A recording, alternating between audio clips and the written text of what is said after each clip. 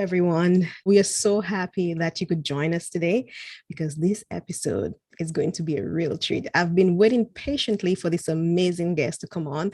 And guess what? She's finally here. Ladies and gentlemen, I am honored to have Sheena Collier on the Defining You podcast. Hey, Sheena, Hey, welcome. thanks for having me. It is so nice that you could make the time to come on. Before we even go into anything, let me just start off by saying congratulations on being named one of the top 100 most influential people in Boston for 2022. How does that feel? It's an honor, obviously. And, a lot of times when I get on lists like that, I see it as a way to bring more attention, not just to me, but to the work that we're doing. Because, Absolutely. it puts you on the radar of people that wouldn't have been paying attention before. So I am, proud for myself, but I'm more excited for bostonwhileblack. Right. For those who've been living under a rock, can you just give us a little background on who is Sheena and what you do? Yep. So thank you. I'm Sheena Collier, and I am founder and CEO of the Collier Connection in Bostonwhileblack. The Collier Connection, I started yesterday was my 5-year anniversary. Congratulations. Starting the Collier Connection, and it is an agency focused on engaging people, event planning, building programs, strategic planning for companies. But the overall goal is around how to help companies and organizations in the city better engage and create sense of belonging for people of color. So whether that's their employees, whether that's their customer, whether it's like suppliers, like people they work with. So started that 5 years ago. And as I was doing that, I did an event called Bostonwhileblack because I wanted to have this conversation about, me being a transplant now almost 20 years in Boston, people that have grown up in Boston, how are they navigating Bostonwhileblack? And so that was in 2019. And then, one of the things I heard at that event was, it's great to have these one-off events and these one-off spaces, but we need something more ongoing, something that's part of all the time. Right. So in 2020, decided to turn Bostonwhileblack into its own business and launch it as a membership community for professionals, students, entrepreneurs, creators, absolutely. academics, really anyone who's looking to connect in the city. So we launched that in July 2020. And you asked me about me personally. I'm from Albany, New York. I came to Boston in 2004 to go to graduate school at Harvard and have spent the last 18 years trying to navigate the city, and have been fortunate to build a great network. So my question was actually going to be what actually brought you to Boston, and since you answered that, thank you so much for sharing that. So what was your life like before you started Bostonwhileblack? Boston, as you know, is not considered the friendliest to brown and Black folks. Yeah. Oh, my life before. So I mentioned I came here to go to grad school, and I was really lost when I first got here. I moved here from Atlanta. And so I just was like, literally, and it's crazy to me now that people genuinely ask this, but I really was like, are there Black people up there? Because I've never really seen, if you think about the people from Boston that you see on the big screen and all that, right? Other than New Edition, you don't really see any Black people. So I genuinely was concerned. And then on top of that, going to a school like Harvard, just not feeling like it was somewhere I necessarily belonged. But once I finished school, I got a good job here. That's what made me stay initially. It's when the, I guess, connecting part of myself came out. So I was planning dinners and parties, and I used to do an annual speed dating event with my Spelman chapter and book club and all that. And so a lot of my life post Bostonwhileblack was really what I was doing before. I just wasn't doing it as a business. Right. So I've always been like a host and someone that convenes people and does events around the city. Over time, I was like, how do you monetize this? Because like, this is right. I spent a lot of time doing this. How can I really make this my whole life and not, my side hustle? So that's how it came to become my full-time thing. So I know people might be curious, and some people already know that. I actually don't know. So I'm going to ask you, what is in the name Bostonwhileblack? Why that name? I felt like it was bold. It's, you hear the name, one, you're either curious, like, wow, what's that? Like, that's maybe because you have this perception of Boston not being a place where Black people are, it's also a little bit of play off of, you ever heard people say like driving while Black? It's Yes, yes, more in a yes. negative So I way. thought it was bold. Yes. Yeah, so more in a negative way, people will talk Yeah. about driving while Black or really doing anything while Black, just how the negative connotation. So So it's you covered flipping the. that a little, yeah, Mhm. a more positive thing. And I I can't say I was thinking about this in the beginning, but I've thought about it since. It's also as we grow and go to other Evolving. cities, you can interchange X city while Black. Right. Wow. So there are so many people out there who would like to start an empowering community like Boston While Black, because I know you are all over the place and you're doing so much. You are very busy. You just completed a summit, but there's always something stopping them. Perhaps Mm-hmm. people lack confidence, feeling like they need another degree. How did you overcome any signs of self-doubt? Mm-hmm. Because when you're doing any kind of business, there are all kinds of trepidations and things that can play with your mind and make you feel like, should I do this? Should I not do this? So how did you overcome self-doubt? That's a good question. I don't know if you fully overcome it, but you learn how to, I guess, move in spite of it or move through it. I think for me, it was a mix of necessity. My parents taught me, like many of our parents do, get a good job, Right. go to school, get a good job, and that's your pathway. Keep that job, retire from that job. And that's kind of what my parents did. So that's really what I believed in. I wouldn't have said, that I would have ever been an entrepreneur. I just didn't see that. Even though looking back, that I did always start things, but I did it within my job. And that was safety for me. And so it took me a while to even see myself as someone who could start something and try to get paid for it. What ended up happening, I had a job at the time where our job was having financial issues and we had to take a furlough. So essentially work without pay. I had been toying with the idea and now I was like, well, I actually need some extra income. And so why not do this thing that I've been thinking about doing?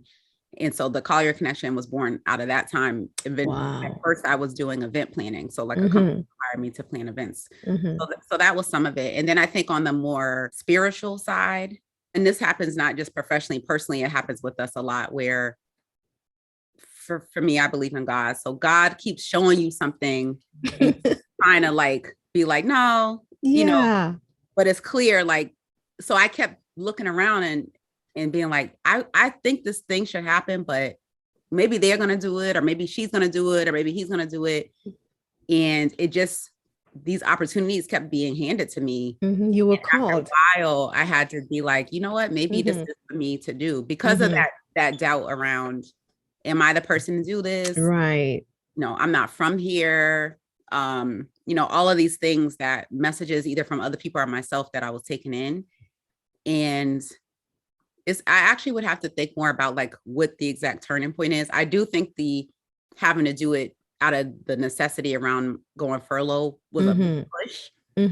Wow. So that was a defining moment for you. It definitely was. But I think along with that, I just was like, I just need to listen. Like this keeps getting put in front of me. People are, how they, whoever they is, tell you to listen to the things that people are always asking you to do. And it was like, people kept asking me to connect them to other people, to help them find a job, to host an event for them. And so I started to pay attention, like, okay, if other people are seeing this in me, maybe I need to pay attention to it. Absolutely. I'm laughing because a lot of what you're saying, it's almost like what has happened to me, because I had a lot of fear about starting this podcast. I have a fear about wanting to do things right. And there are people who knew my background and the things that I was doing. I'm always encouraging, I'm always doing something. And everybody's like, you don't even know the gift that you have. And people always tell me at work, what are you doing here? One of the things that I really like about this space that I've created is that almost everybody who comes on bring on that spiritual side. And that is so touching to me, because that is also helping you to define who you are when you don't know which way to go. And it's important for us to listen when people are talking to us and when people are asking us, because there are things that people will see in you that you They didn't see even it. realize. Yeah. Yesterday, I was on the podcast with Celeste, the therapist, and she invited me, and I'm like, what am I going to say? And then we had such a really interesting conversation. She was seeing things in me that I didn't even realize. I was like, you know what? Sometimes when people call you, you just answer the call. And I Yeah, think, you have and to I pay. think you can see the result of the work that you are doing, right? Yeah. And when you do it from that spiritually grounded place, it also helps when you inevitably face challenges, because you are going to, you just mentioned earlier, you mentioned the summit that we just did. Amazing, experience and very successful. But there were times in the planning process where it almost happened. But because, and I wholeheartedly believe this, because I'm doing what I'm called to do, there was no way you could tell me that it wasn't going to happen. I didn't Right. know how it was going to happen. But you just knew. I just and knew. and that's the inner voice that gave you that push and said, this is what you need to do. Don't worry about how it's going to happen. It's going to Yep. happen, and you just have to follow that calling. And just that inner voice really is your guide, and I think sometimes we have to really pay attention to that. So Yeah. what is it you think that makes Boston Wild Black different than the other organization or networking association that aim to help Black folks professionally? Well, one of the great things I think about Bostonwhileblack is a lot of those other organizations, the leaders of those organizations are members of Bostonwhileblack. Okay. I think because we're not tied to a school, we're not tied to an industry. There's more room for people to, because some of the other things are like industry specific, or, it might be alumni or something else that is, you have to have come through it through a certain pathway. Whereas, our main thing is you being Black. Right. That's important. Right. But yeah, it's great that the head of the National Pan-Atlantic Council is a member. The heads of NSBE are members. Wow. We have people that are a part of it. And so I think we are similar to, what I've personally done in other spaces. We're a convener of other people that are leading as well in the city. I think the other piece is we partner with a lot of businesses. We do some partnering with the city, but it's really about people's lives across a spectrum. So professional, you might be there honestly because you just want to make friends, which is right.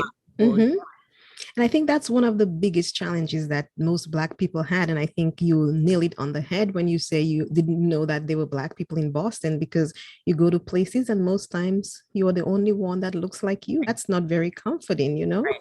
Especially if you come here for school or work. And so you don't know where to find folks and where to be.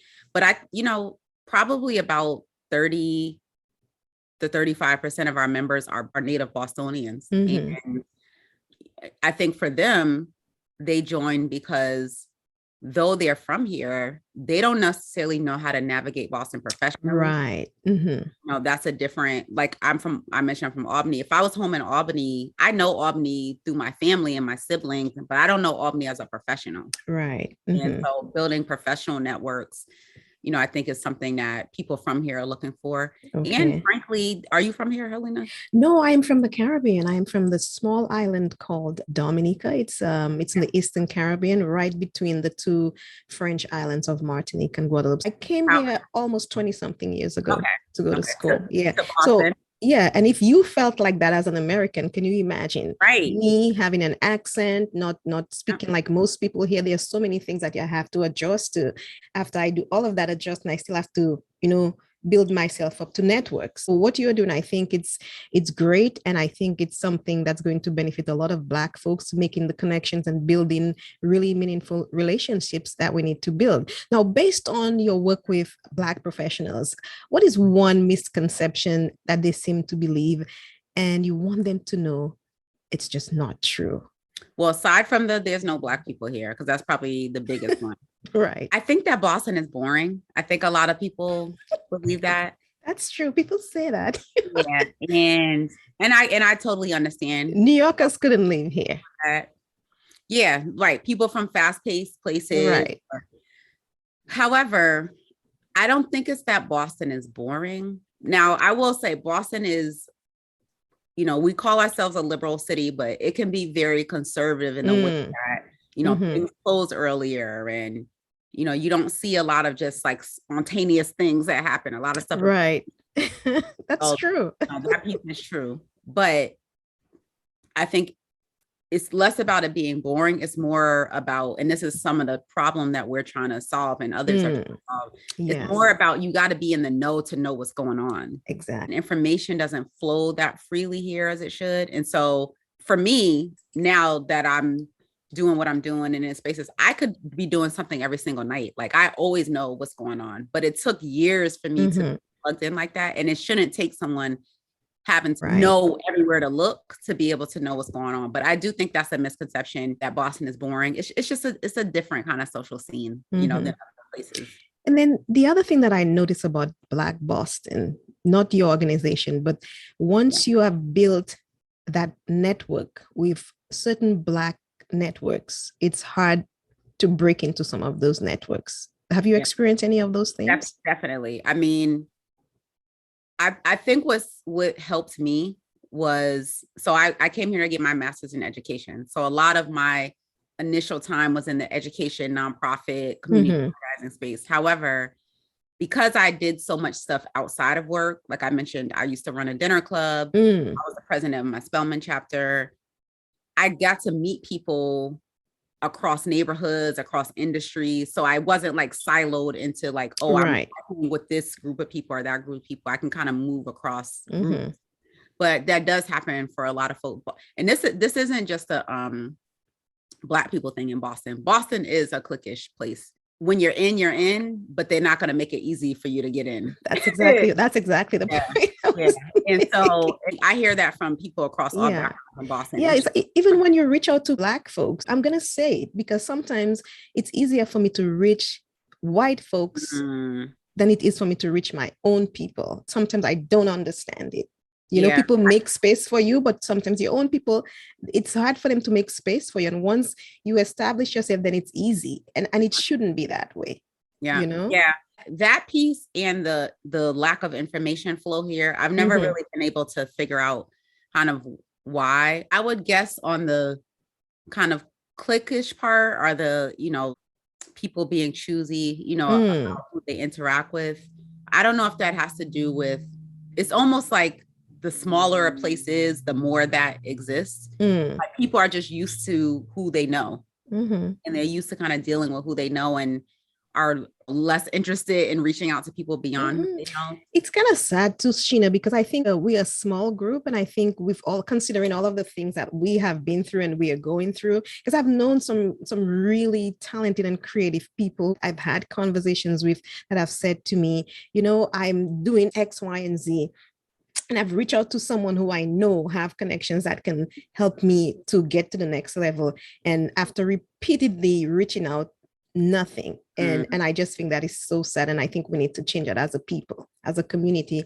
When you've gotten to a certain place where you've established yourself, open the door, keep the door open and bring other people in.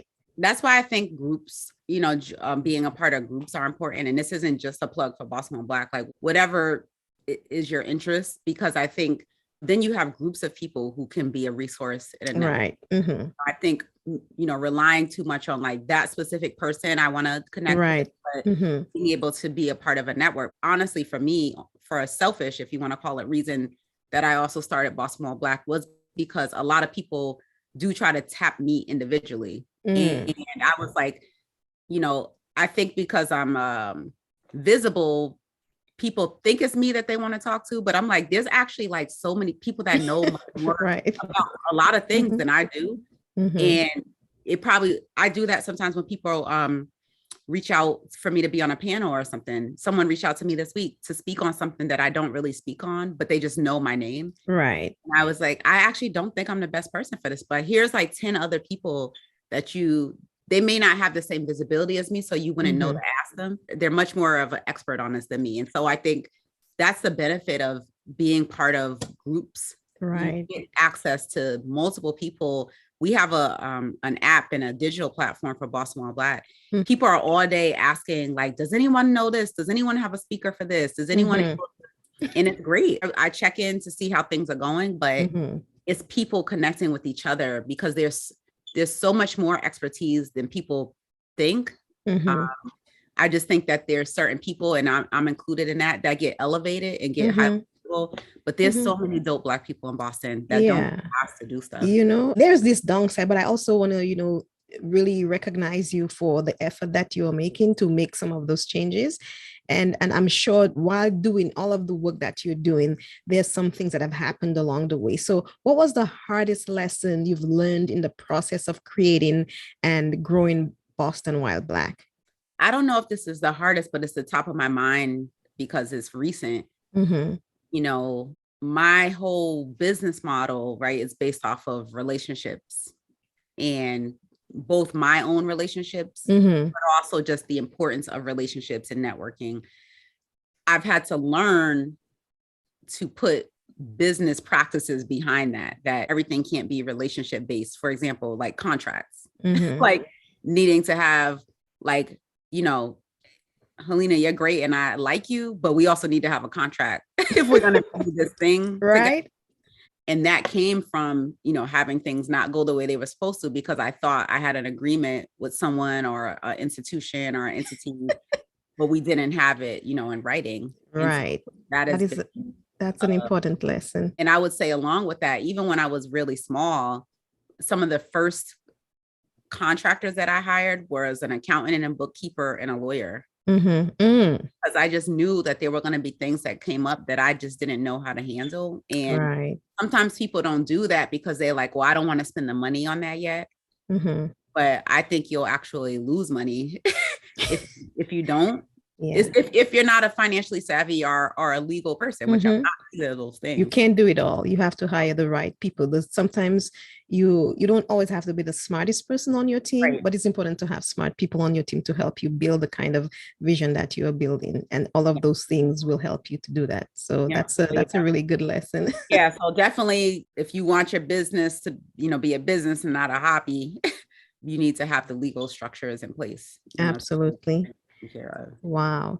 So if listeners want to become more involved in their community to uplift people of color, what do you think would be a great place to start? I think I would start in whatever industry or neighborhood or space that you're in. So for me, it started with children and families because I worked in education. Right. And so I worked with parents and youth, and I worked at an elementary school. And that's really where 10 years, my first 10 years I was doing the type of stuff I'm doing, but with children and families across Boston. And so really it's, where do you already have some relationships? Where do you most want to see an impact? I think that we all have different beliefs in where changes need to happen. I might think it's through education. You might think it's through business ownership. Someone else might think it's through climate justice. So whatever where your beliefs are, finding the places that need your voice and need your support. And definitely in Boston, if you're in Boston, but I'm sure it's true for any city USA. Right. It's applicable to anywhere.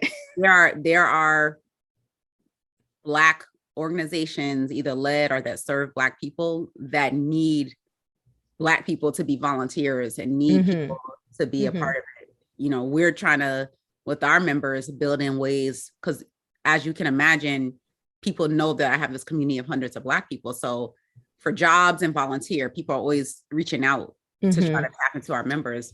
And so we're trying to create pathways to make sure our members are volunteering in the city. It's great for us to have fun. It's great for us to socialize and be together. But how are we all also contributing to making this a better city and figuring out the ways that we want to, that's going to be most impactful for us and mean something to us. Absolutely.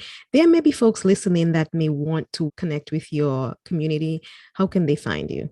Yeah, for me personally, definitely LinkedIn. I slept on LinkedIn for a long time, but LinkedIn is a great way to, I've gotten business deals off of LinkedIn. I've hired Mm-hmm. staff off of LinkedIn. So, Sheena Collier, you can connect with me on there. I do really interact and talk with anyone that reaches out to me on there. Mm-hmm. For Boston While Black, we have our site, bostonwhileblack.com. We're very active on LinkedIn as well as Instagram.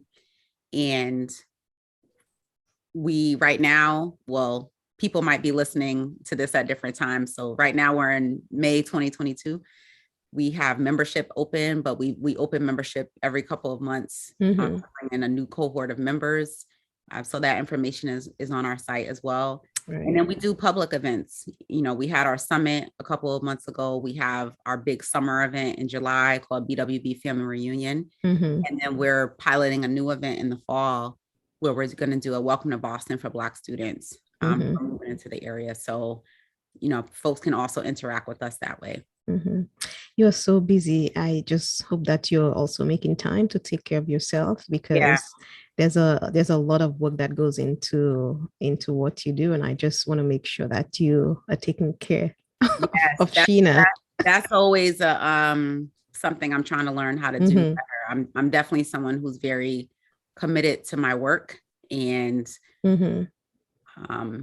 don't always put my self-care first. Have the right people around you so that they make sure that you do that. Okay. Because the work is important, but the self-care is also really also important to take care of yourself, because without taking care of yourself, the work will stop. Well, right. Well, someone who was trying to help me with this, the way they framed it to me, they were essentially like, think of yourself as your business. Right. And if you can't work, your business is not going to work. Absolutely. So I'm always trying, Helene. It's not second nature to me, but it's something I'm constantly trying to figure out. I have a couple of vacations planned this summer. I have a staff now, so I'm delegating a lot of things. Yeah. And, absolutely. And I just did a total revamp of my calendar to build in blocks of time where I don't do certain things. So always trying to do better around that. And like you said, people are always reaching out to you. So you are a whole company. Sheena by yourself is a whole company. So I just want to make sure you remember to always put that up front. Sheena, it was really nice having you on. Thank you for joining this space. I really like the work that you are doing. Say that again. I said, thank you for creating the space. Thank you so much for coming on and just sharing with people, because I really want people to be encouraged and to join Boston While Black, and to also, if you have something that you want to do, looking at someone like Sheena who's doing it, it's possible if you put your mind to it.